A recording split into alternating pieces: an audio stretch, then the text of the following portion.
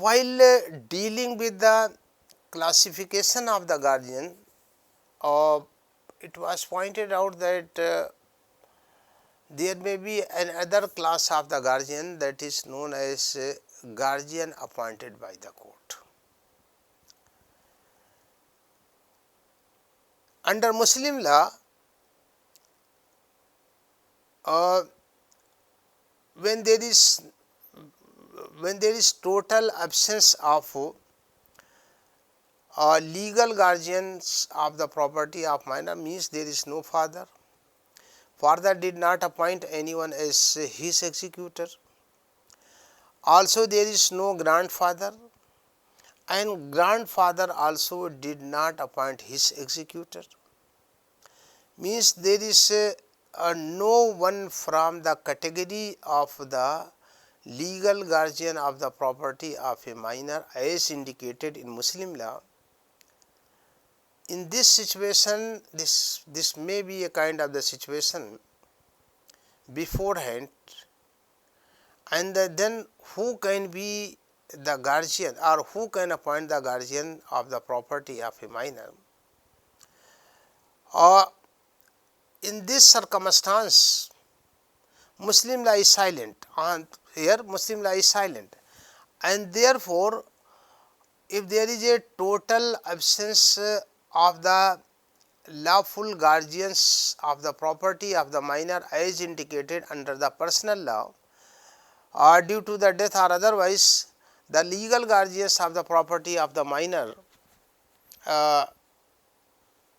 is appointed or can be appointed by the court of competent jurisdiction under the Guardians and Ward Act 1890. Therefore, the court in the exercise of the power given to it under section 115 subclass 4 of the Guardians and Ward Act 1890 may appoint guardians of the person and the guardian of the property of a minor. Section 17 of the Guardians and Ward Act, because section 15 subclass 4 empowers the court, and on the application or otherwise, the court may appoint or declare someone as guardian of the property of the minor if no one as indicated in the personal law is there to take care of the property of the minor. Then in that very case, the court will appoint or declare someone as guardian of the property of the minor, and the person so appointed in the exercise of the power given to the court under section 15 subclass 4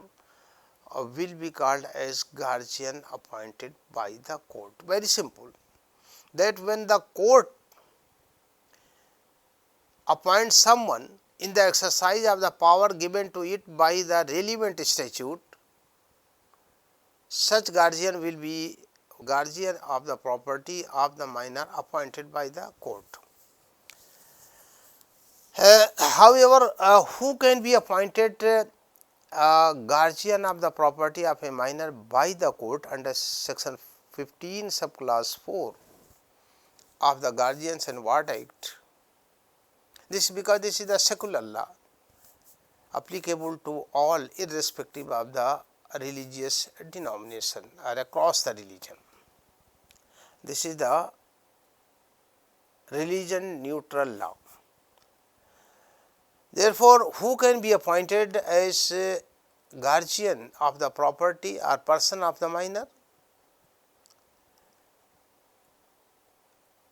Guiding principles are laid down under section 17 of the Guardians and Ward Act 1890. In considering what will be the guiding principle is the welfare of the child. In considering what will be the welfare of the minor, the court shall have regard to the age, sex, religion of the minor, the character and capacity of the proposed guardian, and his nearness by relation to the minor, the wishes, if any, of the deceased parent, and any existing or previous relation of proposed guardian with the minor or his property. If minor is a grown up, capable to form an intelligent preference, his preference or her preference will also be taken into consideration for appointing the guardian of the person as well as the property of the minor in the exercise of the power given to the court under section 15 of the said act. Therefore, court is under duty to appoint most suitable person for the guardianship of the property as a guardian of the property of the minor. Under section 17 of the act, a person under the personal law would be entitled to the custody of the child in preference to anyone else who should be appointed as guardian. This is, however, a flexible rule. The scope of section 17 of the Guardians and Ward Act is that the court has to see who of the several applicants has a preferential right to be the appointed as guardian of the minor under the personal law, keeping also in view the welfare of the child. Therefore, the court should be guided by the sole consideration of the welfare of the minor in each case, depending upon the facts and attending circumstances of the particular case. In the case of Mithian Siddiq versus Muhammad Kunju Parith Kutti, Supreme Court held that in the absence of legal guardian of the property, guardian appointed by the court would be entitled to alienate the property of the minor only with the permission of the court. Therefore, when sale is made on behalf of the minor of his or her property, the necessary ingredients that will be kept in the mind would be that the sale must be for the benefit of the minor, that is for the welfare of the minor. A guardian of the property of the minor appointed by the court under the Guardian and Ward Act is bound to deal with the movable properties as carefully as a man of ordinary prudence would deal with his own property, that is, he may alienate only in case of grave necessity. The guardian appointed by the court cannot alienate the immovable property of the minor without the permission of the court and without the necessity of the or advantage of the minor. Means that normal rule is not alienation. Exception is that alienation of the property of the minor would be allowed only with the permission of the court, or the alienation is possible only with the permission of the court and with necessity or advantage, or for the necessity or advantage of the minor. With the prior permission of the court, he may mortgage the guardian may mortgage, gift away or exchange the property, lease any part of the property, but for a term not exceeding 5 years. Any alienation in contravention of the provisions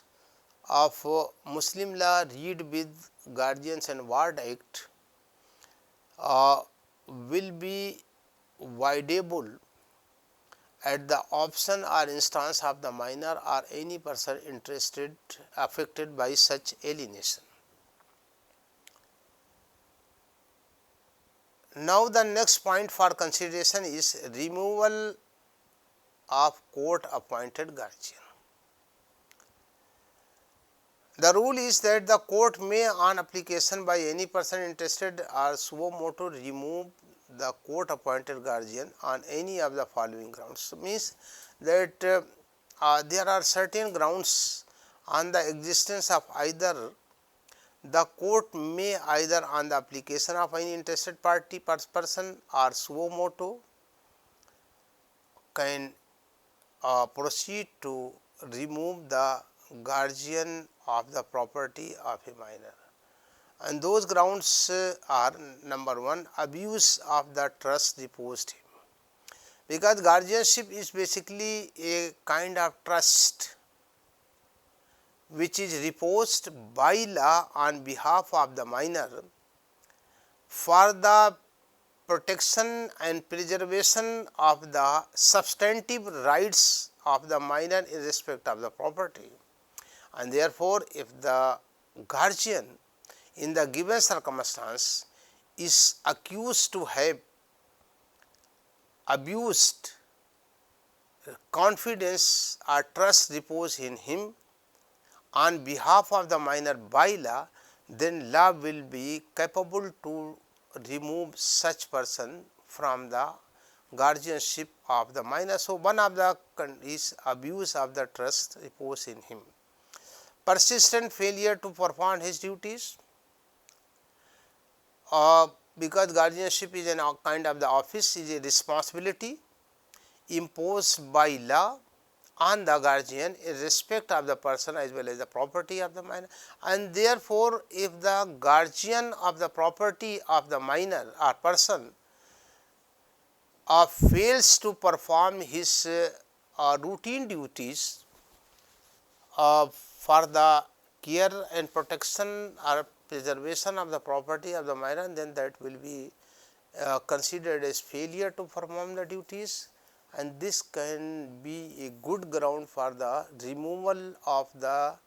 person from the guardianship of the property of the minor. Next is incapacity to execute the obligation of the trust. Next is ill treatment and neglect of the ward. Means guardian is caretaker and the caretaker in the sense as the natural father or grandfather is supposed to be the caretaker of, in the same way whosoever is the guardian either person or property, he is supposed to be careful about the well-being of the child in the same way as any father or grandfather would be careful. And therefore, if in the given circumstance the guardian maltreat, mistreat, neglect or refuses to take the proper care of the minor, then that can be a leading ground for the removal of the guardian from the guardianship of the property as well as the person of the minor. Continuous disregard of the provision of the order of the court or provisions of the act, that can also be ground. Conviction of for an offence which the court regards as defect of the, means when the guardian has been convicted for moral turpitude on the ground of moral bad character, so that can be a good ground for the removal of guardian from the guardianship of the property. Bankruptcy, insolvency of the guardians of the property, seizing the guardianship by application of law governing the minor. So, these are the some of the leading grounds on the existence of either of them. A guardian can be removed from the, a person can be removed from the guardianship of the property of a minor who has been given the responsibility by law by the court in the exercise of the power conferred on it by the relevant provisions of the Guardians and Ward Act 1890. There is another kind of the guardian, that is the last category of the guardian that I want to explain, that is known as de facto guardian. means guardian in fact or guardian on the face of a situation or record, not legal guardian. This de facto guardian basically is opposed to the de jure guardian or legal guardian or lawful guardian. A de facto guardian therefore is a person who takes the continuous interest in the welfare of minor's proper person or property or in the management and administration of his property without any authority of law. Means he is not bound to by law to take care of the management and administration of the property, but suo motu he volunteer himself to be the manager, administrator, supervisor or caretaker of the property of a minor, then such caretaker, manager, administrator or caretaker of the property of a minor will be known or is known as de facto guardian. Means he is not legally bound to take care of the, but he is taking care of the property suo motu without any personal interest or greed. Such manager of the property of the minor basically is called as he may be or she may be the mother itself, herself, may be the uncle or may be any other close blood relative, because by law or legal guardian of the property of a minor or father, in his absence his executor, in their absence his grandfather, in his absence the executor appointed by the grandfather. Now mother is not a natural guardian of the property of a minor under Muslim law. Not being the natural guardian, she is managing the property of the minor. So she is interface between the minor and the lawful guardian. So any person who is the interface manager of the guardian property of a minor, such person is called as the de facto guardian. Crossing the limit of his authority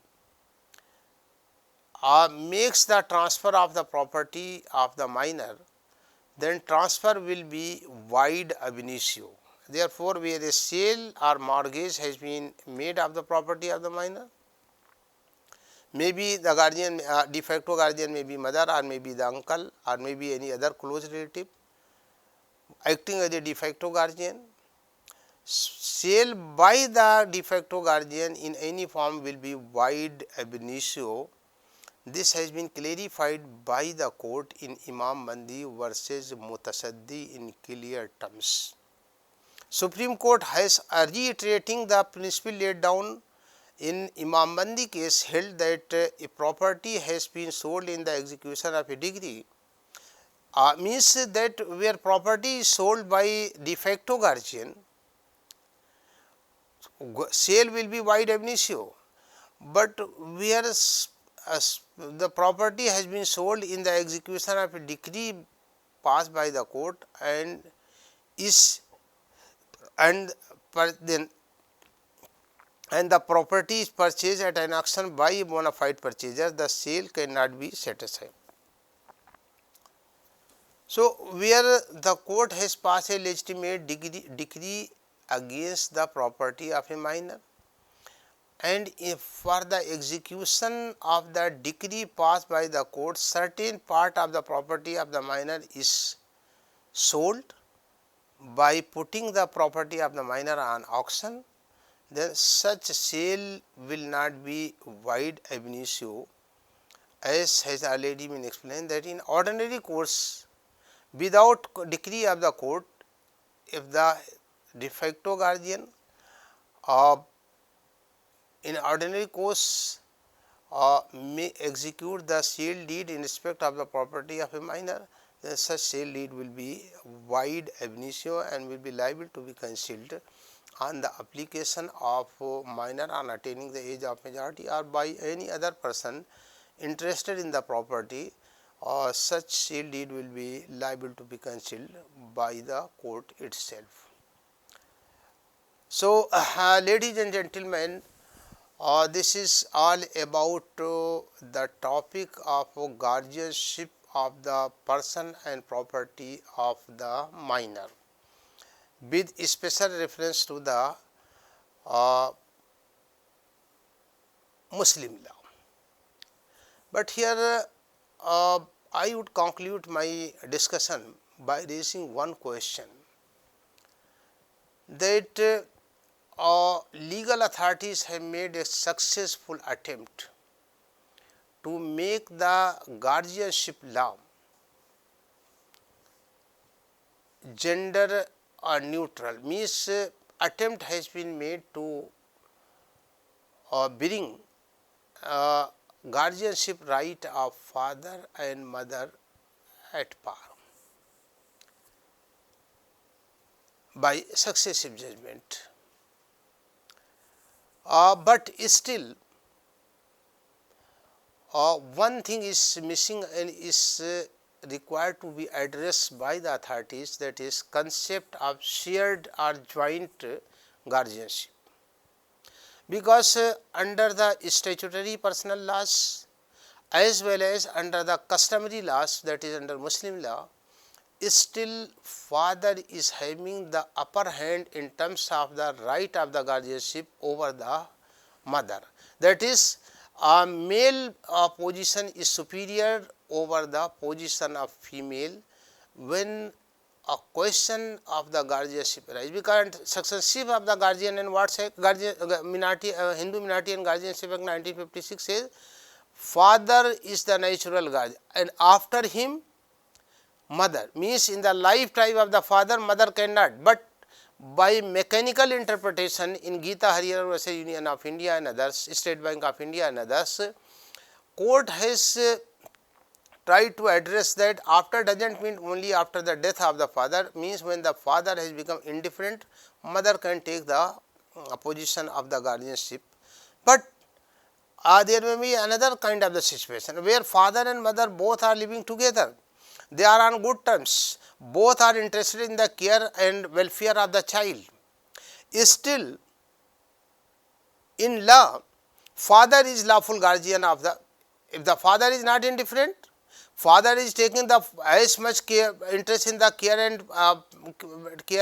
in the care of the child as mother may be caring the child. Both are living together, there is no dispute between the father and mother. Then who will be the lawful guardian of the person, lawful guardian of the property of or person of property of the minor? Rule is that it is the father, father is the natural guardian, only mother is entitled to the custody, a special right for a special purpose, only for a limited period of the time having regard to the gender of the child. But why is it not made possible, that is the shared or the joint guardianship, why the right of the joint guardianship is not created by the authorities, that is by the law itself? Therefore, a call must be taken by the authorities by amending the law that father and mother both should be given the shared responsibility of the guardianship, means both should be equally responsible for the guardianship of the property of the minor. This is the question likely to come up on any day before the Honorable Supreme Court by any public spirited person, and hopefully it will be addressed in the days to come. Thank you very much.